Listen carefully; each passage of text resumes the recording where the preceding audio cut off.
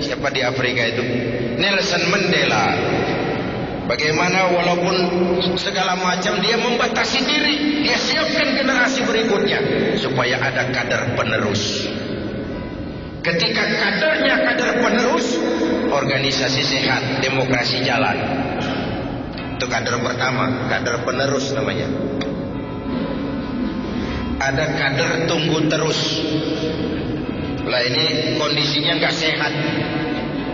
Pasti ada KKN yang dapat jatah yang dekat-dekat lingkungan. KKN. Akibatnya ada kader yang tunggu terus. Tapi lumayan masih ada harapan. Yang lebih celaka yang ketiga, kader terus menerus. Ini sudah nggak sehat organisasi. Dari muda sampai kakek-kakek masih jadi kader. Hidup ini kan cuma nunggu giliran. Yang terberat itu kan menjaga kepercayaan. Coba. Orang seperti Pak Harto bisa turun. Gus Dur turun. Habibie ditolak laporan pertanggungan jawabnya. Bung Karno turun. Padahal sudah dinobatkan jadi presiden seumur hidup. Apa yang menyebabkan mereka turun? Kehilangan legalitas, kehilangan legitimasi. Kenapa kehilangan legitimasi? Tidak bisa menjaga kepercayaan. Tidak punya uang, bisa pinjam. Tidak punya beras, bisa minta. Tidak dipercaya, turun. Lihat kepercayaan.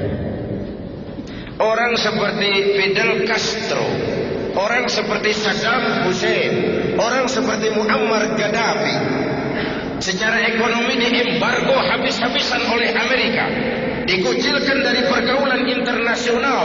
Tapi Castro tetap memimpin Kuba, Saddam tetap memimpin Irak, Gaddafi tetap memimpin Libya. Kenapa? Secara umum rakyat punya trust, percaya kepada pemimpinnya. Percaya. Percaya.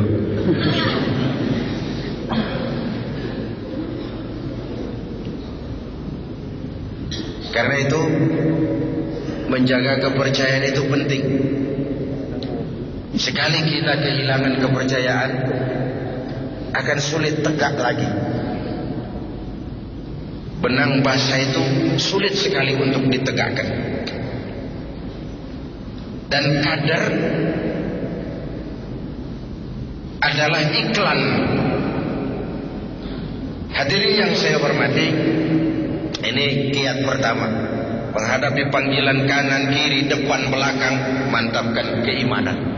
Berjuang karena iman. Berpolitik untuk kepentingan agama, bukan menggunakan agama demi kepentingan politik. Topeng.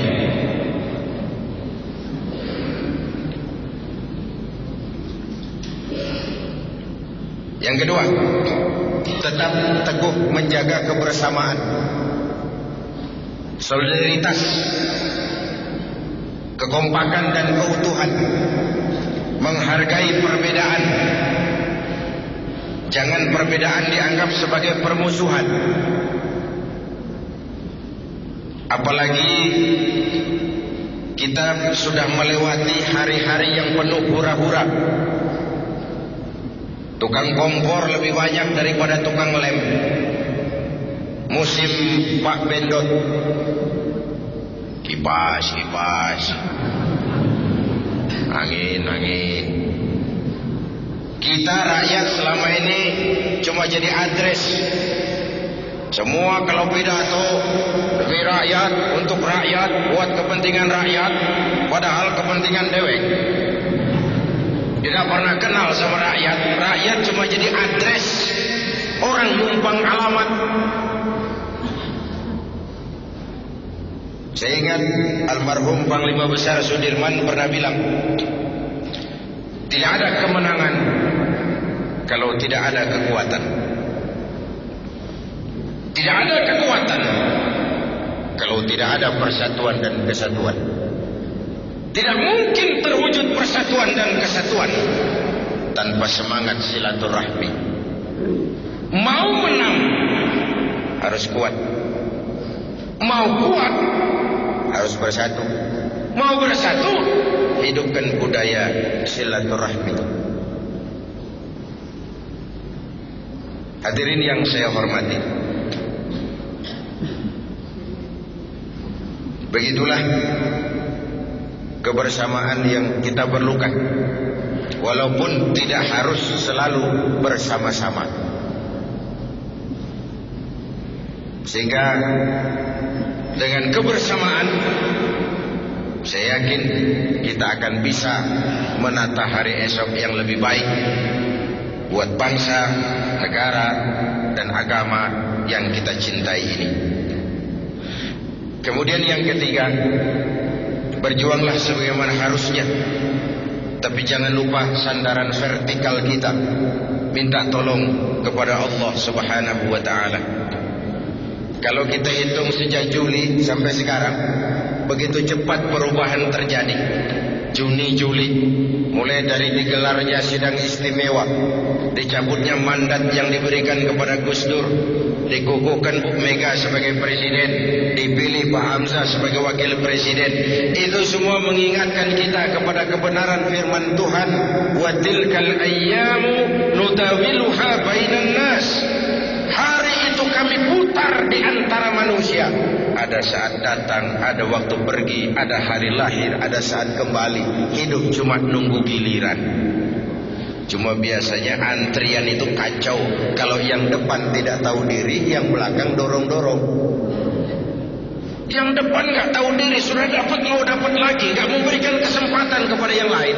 Wajar yang belakang lalu dorong-dorong, kacaulah barisan.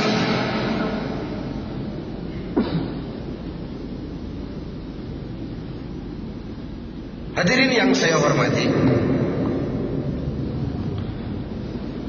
membina kebersamaan itu, saya sering sampaikan, sudah dicontohkan masjid. Inilah pusat integrasi total kita. Dari mana dimulai? Dari hal yang paling mendasar. Pertama, siapapun masuk masjid, copot sandal, buka sepatu. Tidak ada warga negara kelas 1 di republik ini. Semua sama. Mau bicara demokrasi, mau bicara keadilan, mau bicara reformasi, rohnya di situ. Jangan ada warga negara kelas 1 di republik ini. Semua sama di hadapan hukum. Kenapa muncul street justice, pengadilan jalanan, maling motor tangkap, bakar? Itu refleksi dari ketidakpuasan rakyat terhadap sikap hukum selama ini. Di mana rakyat melihat kalau yang kecil salah, hukum cepat-cepat ditegakkan. Yang besar salah, orang diam pura-pura tidak mengerti. Itu yang melukai rasa keadilan. Wajar lalu muncul street justice, pengadilan-pengadilan jalanan. Mari kita mulai lagi dari masjid. Jangan ada warga negara kelas 1 di republik ini. Jabatan bukan lagi kekuasaan dan fasilitas, tapi pengabdian, kerja bakti. Negara sedang sakit. Walau orang Belanda bilang, Lauden is Leiden. Memimpin adalah jalan untuk menderita. Pemimpin adalah orang yang kesepian. Di dunia diikat dengan berbagai macam aturan, di akhirat akan dibuka perkaranya yang besar-besar. Pemimpin adalah jalan untuk menderita. Hadirin yang saya hormati, sudah copot sandal? Sudah Pak. Sudah buka sepatu? Sudah. Ayo masuk ke dalam. Kalau sudah masuk ke dalam sini, yang datang dari utara menghadap ke arah kiblat. Yang datang dari timur, dari selatan, dari barat menghadap semua ke arah kiblat. Coba lihat. Bukan soal dari mana kau datang, tapi satu arah menghadap. Bukan soal dari mana kau datang, tapi satu komitmenmu